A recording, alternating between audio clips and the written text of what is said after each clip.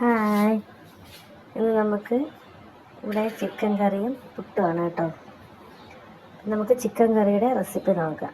അതിനാവശ്യമായ സവാള, പച്ചമുളക്, തക്കാളി, ഇഞ്ചി വെളുത്തുള്ളി ചതച്ചത്, കറിവേപ്പില, ആവശ്യത്തിന് ചിക്കൻ. പിന്നെ പൊടികൾ നോക്കാം. പൊടികളെന്താ? മുളക് പൊടി, ഒരു സ്പൂൺ മുളക് പൊടി, ഒരു സ്പൂൺ മല്ലിപ്പൊടി, 1/2 ടേബിൾ സ്പൂൺ കുരുമുളക് പൊടി, 1/4 ടീസ്പൂൺ മഞ്ഞൾപ്പൊടി, 1/2 ടീസ്പൂൺ ഗരം മസാല. നമ്മളിത് ചിക്കൻ മസാല ഒന്നും ചേർക്കുന്നില്ല കേട്ടോ. അല്ലാതെ തന്നെ നമുക്ക് നല്ല ടേസ്റ്റി ആയിട്ടുള്ള ചിക്കൻ കറി ഉണ്ടാക്കിയെടുക്കാം. നമുക്ക് അടുപ്പ് കത്തിച്ച് ഒരു കുക്കർ നമുക്ക് അടുപ്പിലോട്ട് വയ്ക്കാം. കുക്കർ നന്നായി ചൂടായിട്ട് നമുക്ക് അതിന് ആവശ്യം എണ്ണ വയ്ക്കാം. കുക്കർ ചൂടായിട്ട് നമുക്ക് സവാള ചൂടാകുമ്പോൾ ഞാൻ ചെയ്ത്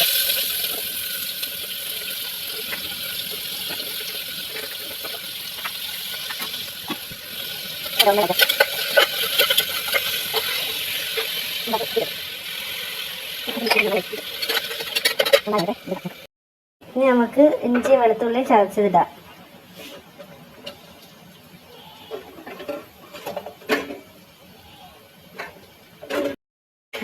നന്നായി വഴറ്റാം.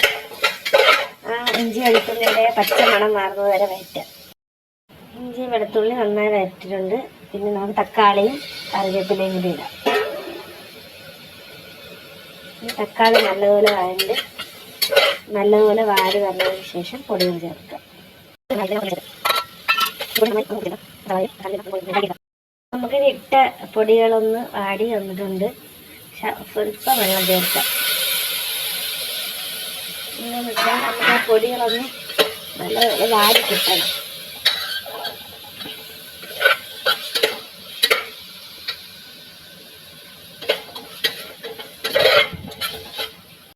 നമുക്ക് എടുത്ത് വെച്ചേക്കുന്ന ചിക്കൻ കഷ്ണങ്ങൾ ചേർക്കാം.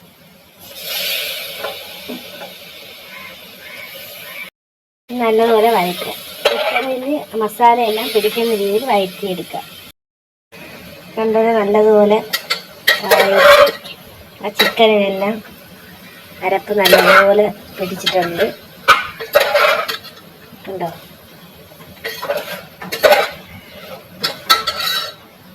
ഇനി നമുക്ക് അതിനാവശ്യമായ വെള്ളം ചേർക്കാം. ഒരുപാട് ചേർക്കുന്നില്ല, കുറച്ച് വെള്ളം ചേർത്ത് നന്നായി ഇളക്കി ചേർക്കാം. ഉണ്ടോ? ഇനി നമുക്ക് കുക്കർ അടയ്ക്കാം.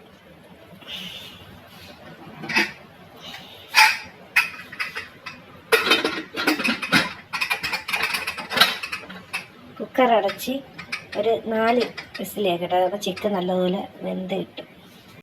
ചിക്കൻ അവിടെ ഇരുന്ന് വേവുന്ന സമയം കൊണ്ട് നമുക്ക് പുട്ടിന് മാവ് നനയ്ക്കാം. ഞാനിപ്പോൾ എടുത്തേക്കുന്നത് ഡബിൾ ഹൗസിൻ്റെ വൈറ്റ് പുട്ടുപൊടിയാണ്. കുറച്ച് മതി. നമുക്ക് വെള്ളം ചേർത്ത് വെച്ച് 5 മിനിറ്റ് 10 മിനിറ്റ് നമുക്ക് വെച്ചിരുന്ന ആ പൊങ്ങി വരും. അതേ ചിക്കൻ കറി വേവുന്ന സമയം കൊണ്ട് നമുക്ക് പുട്ട് പൊടി തയ്യാറാക്കിയിട്ടുണ്ട്. ആവശ്യത്തിന് തേങ്ങ എല്ലാം എടുത്ത് വെച്ചിട്ടുണ്ട്. നമുക്ക് പുട്ട് റെഡിയായതിനു ശേഷം ചിക്കൻ കറിയായി കാണാം കേട്ടോ.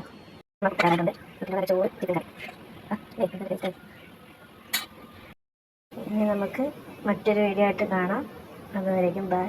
എല്ലാവരും സപ്പോർട്ട് ചെയ്യണേ, സബ്സ്ക്രൈബ് ചെയ്യാൻ മറക്കല്ലേ, ലൈക്ക് ചെയ്യണേ, കമൻറ്റ് ചെയ്യണേ. ഇഷ്ടമായെങ്കിൽ നമുക്ക് അടുത്ത വീഡിയോ കാണാം കേട്ടോ. ബൈ.